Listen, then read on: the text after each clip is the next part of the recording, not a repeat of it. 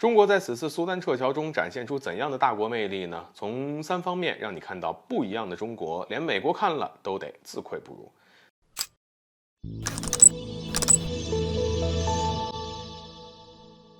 大家好，欢迎来到赵太阳观察室。最近，苏丹国内发生了严重的动乱，牵动着全世界人民的心。而随着苏丹战乱愈发严重，多国也展开了撤侨行动，让本国公民可以平安回国。当然，其中就包括中国。而中国在此次苏丹撤侨行动当中，再次亮眼于世界，让世界见识到了一个负责任、强大的中国。那么，此次苏丹撤侨当中，中国有哪些闪光点呢？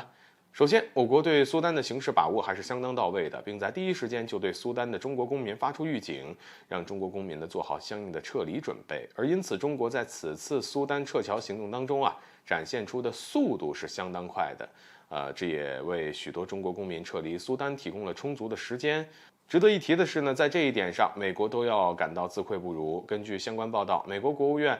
对于滞留在苏丹的美国公民，甚至采取了漠视的态度，并没有为这些美国人提供帮助，而是让他们自己想办法。你看，不得不说，美国政府的这一做法也让外界看到了美国政府的无情，并将美国的丑陋嘴脸彰显的是淋漓尽致。其次，我国在此次苏丹撤侨当中再次动用了军舰，这是中国海军第3次用军舰执行撤侨任务，并且呢，在此次苏丹撤侨中发挥了关键作用。此外，中国海军的此次撤侨行动再次证明了中国海军可以随时履行国家赋予的各种使命和职责。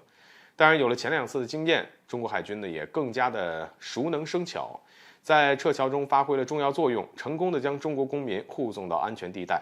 不得不说，有一个伟大的祖国，是我们每一个中国公民最坚强的后盾，也将给我们带来充足的安全感。最后，我国在此次的撤侨中展现出了强大的国际社会责任感，不仅帮助我国公民撤离了苏丹，还帮助别国公民一同撤离，而其中就包括我们的巴铁朋友。我国动用军舰将216名巴基斯坦公民成功的送到沙特的吉达港，而这也展现出了我国与巴基斯坦深厚的友谊。而对此，巴基斯坦外交部发言人还对我国的帮助表示感谢。所以由此可见，一直以来我国就有很强的国际社会责任感，并本着世界命运共同体的理念，积极帮助他国公民撤离，也极大的凸显出了我国的大国担当。